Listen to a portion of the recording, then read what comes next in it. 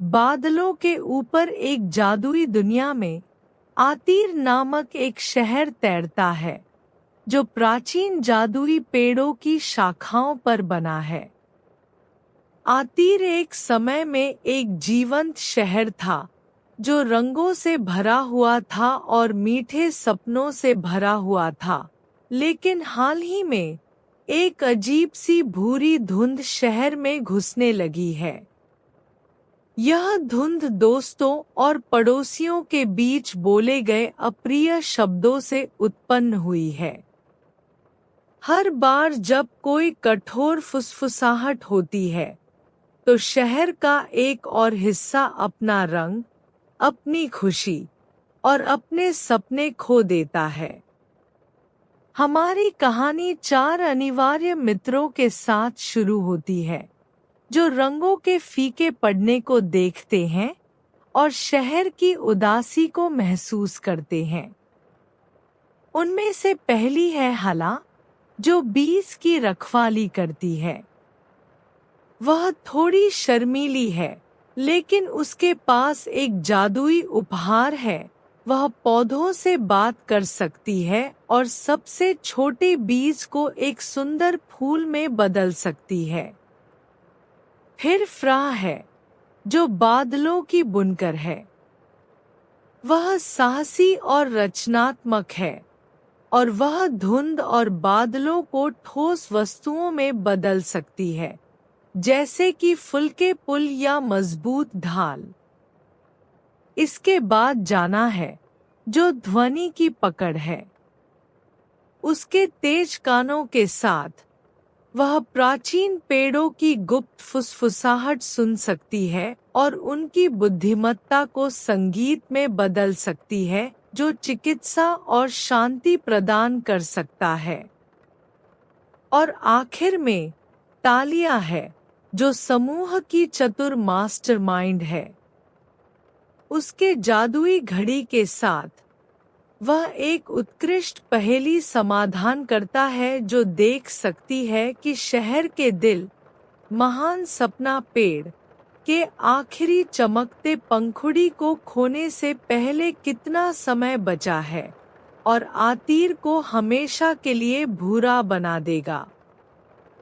एक दोपहर, जब महान सपना पेड़ से एक और पंखुड़ी उदासी से नीचे गिरी, तालिया की घड़ी तेजी से चमकने लगी। लड़कियों, देखो, उसने पुकारा। फुसफुसाहट वाले पेड़ हमें बुला रहे हैं। जाना ने अपनी आंखें बंद कर ली और ध्यान से सुना। वे हमें एक कहानी सुना रहे हैं, उसने फुसफुसाया। एक आशा की कहानी। आतीर को बचाने के लिए हमें 3 प्रसिद्ध दयालुता की चाबियां ढूंढनी होंगी। इन चाबियों से महान सपना पेड़ को खोला जा सकता है और उसकी शक्ति को मुक्त किया जा सकता है, ताकि वह विचलित धुंध को साफ कर सके। हला ने अपने दोस्तों को देखा, उसका दिल धड़क रहा था। तो हम क्या इंतजार कर रहे हैं? उनका पहला गंतव्य था चमकता हुआ मिरर टावर, जहां क्षमा की चाबी छुपी हुई थी। टावर एक भ्रमित करने वाला मेज था, जिसमें प्रतिबिंबित सतहें थीं। प्रत्येक एक विकृत, गुस्से वाले चेहरे को दिखा रही थी, जो पुराने तर्कों के अवशेष थे।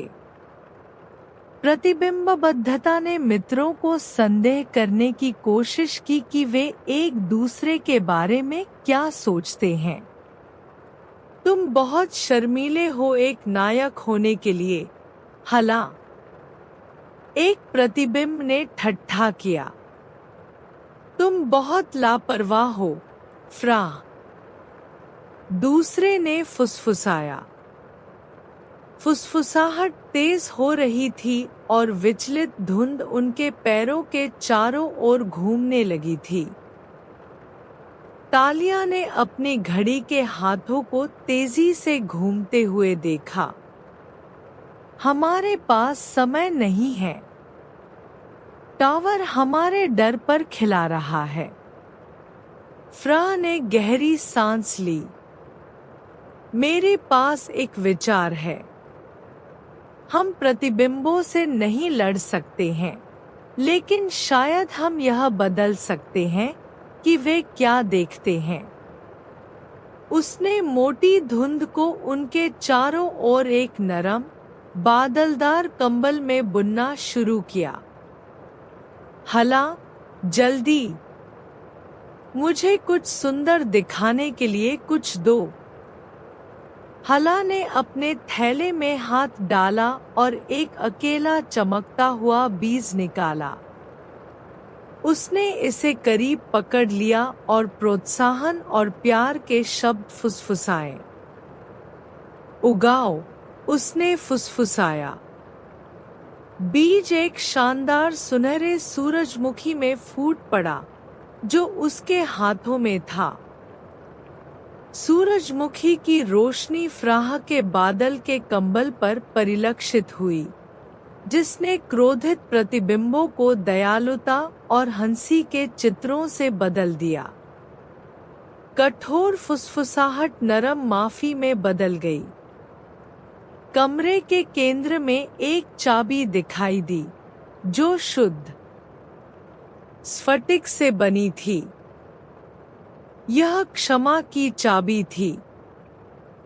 इसके बाद उनकी खोज उन्हें समय के झरने तक ले गई, जो एक गर्जना वाला झरना था जो उल्टा बहता था, जिसका पानी टूटे हुए वादों से भरा हुआ था। इस शक्तिशाली झरने के पीछे ईमानदार वादों की चाबी छुपी हुई थी। हम इसे कैसे पार करेंगे? फ्राह ने आश्चर्य व्यक्त किया, क्योंकि पानी का बल उन्हें वापस धकेल रहा था। गर्जना कर्णभेदी थी। जाना ने आगे बढ़कर कहा, पेड़ों ने मुझे इसके लिए एक धुन सिखाई है। उसने एक नरम, लयबद्ध संगीत शुरू किया। उसकी धुन जोरदार नहीं थी, लेकिन यह शक्तिशाली थी। यह झरने की गर्जना के साथ तालमेल बिठाता है और धीरे धीरे, चमत्कारिक रूप से, तेजी से बहने वाला पानी बीच से अलग होने लगा। जैसे ही वे इसके माध्यम से चले गए, उन्होंने पानी में कुछ पलक झपकते ही देखा, जैसे कि भूले हुए खेल के दिन, अनरखे रहस्य। लेकिन जाना की धुन ने इन टूटे हुए पलों को घेर लिया, उन्हें ठीक किया। झरने के पीछे एक पत्थर के पेडेस्टल पर एक चाबी रखी गई थी, जो एक इंद्रधनुष की तरह चमक रही थी। ईमानदार वादों की चाबी के साथ और महान सपना पेड़ के पंखुड़ियों के गिरने की गति तेज हो गई। वे अपनी अंतिम चुनौती की ओर दौड़े, जो थी मौन का जंगल। यहाँ साहसिक दान की चाबी एक दयालु विशाल द्वारा संरक्षित थी, जो काई और पत्थर से बना था। विशाल मतलबी नहीं था, लेकिन वह उदास था। उसने चाबी को अपने विशाल हाथ में पकड़ रखा था, लेकिन वह इसे नहीं देना चाहता था। उसने गहरे, गुर्राते हुए ग्रंट्स में संवाद किया, जिसे केवल जाना ही समझ सकती थी। वह अकेला है, जाना ने अनुवाद किया। धुंध ने हर किसी को उसे भूलने के लिए मजबूर किया है। वह चाबी को पकड़े हुए है, क्योंकि यह एकमात्र सुंदर चीज है जो उसके पास बची है। हला का दिल अकेले विशाल के लिए दर्द कर रहा था। उसने उस कीमती चमकते हुए सूरजमुखी को देखा जिसे उसने मिरर टावर में उगाया था, जिसने उन्हें बचाया था। यह उसकी सबसे प्यारी कृति थी। गहरी सांस लेते हुए उसने विशाल के पास जाकर उसे सूरजमुखी दिया। यह तुम्हारे लिए है, उसने नरमी से कहा, ताकि तुम कभी अकेले न रहो। विशाल ने छोटी लड़की और उसके उज्जवल उपहार को देखा। एक धीमी, नरम मुस्कान उसके काई वाले चेहरे पर फैल गई। उसने सावधानी से एक हाथ में सूरजमुखी लिया और दूसरे हाथ से उसने अपना हाथ खोला और हला को अंतिम चाबी दी, जो प्राचीन लकड़ी से बनी थी। साहसिक दान की चाबी। तीनों चाबियों के साथ वे शहर के केंद्र में वापस भागे। जैसे ही महान सपना पेड़ की आखिरी पंखुड़ी गिरने वाली थी, पूरा शहर अब एक सुस्त, जीवनहीन भूरा था। हमें जल्दी करना होगा, तालिया ने चिल्लाया। उसकी आवाज शांत वर्ग में गूंज रही थी।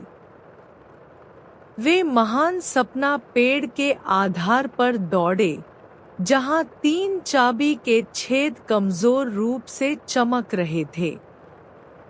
हला ने साहसिक दान की चाबी रखी, फ्रा ने ईमानदार वादों की चाबी रखी और जाना ने क्षमा की चाबी रखी।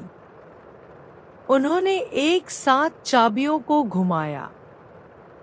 महान सपना पेड़ से एक चमकती हुई सुनहरी रोशनी की लहर फूट पड़ी, जो 1000 सूरजों से अधिक तेज थी। रोशनी आतीर के हर कोने, हर सड़क, हर घर में विचलित धुंध को खदेड़ दिया। रंग एक सांस लेने वाली दौड़ में लौट आए। आसमान एक चमकता हुआ नीला हो गया। घरों में गर्म, खुश रंग चमकने लगे और फूल हर कल्पनीय रंग में खिल गए। लेकिन सबसे महत्वपूर्ण बात यह थी कि रोशनी ने लोगों के दिलों को छुआ। जो पड़ोसी लड़ रहे थे वे अचानक अपनी दोस्ती को याद करने लगे। परिवार जो दूर हो गए थे उन्होंने एक दूसरे को कसकर गले लगा लिया। शहर न केवल फिर से रंगीन था, बल्कि यह हंसी, क्षमा और प्रेम से जीवित था। 4 मित्र एक साथ खड़े थे, शहर को देख रहे थे जिसे उन्होंने बचाया था। वे अब बीच की रखवाली, बादलों की बुनकर, ध्वनि की पकड़ और मास्टरमाइंड नहीं थे। वे आतीर के नायक थे, जिन्हें सभी ने उनकी बहादुरी के लिए सम्मानित किया था, जो उन्हें यह याद दिलाने के लिए कि सच्चा जादू दयालुता से आता है। और उस दिन से आतीर शहर ने अपने सबसे महत्वपूर्ण सबक को कभी नहीं भूला और उसके सपने पहले से कहीं ज्यादा चमकने लगे।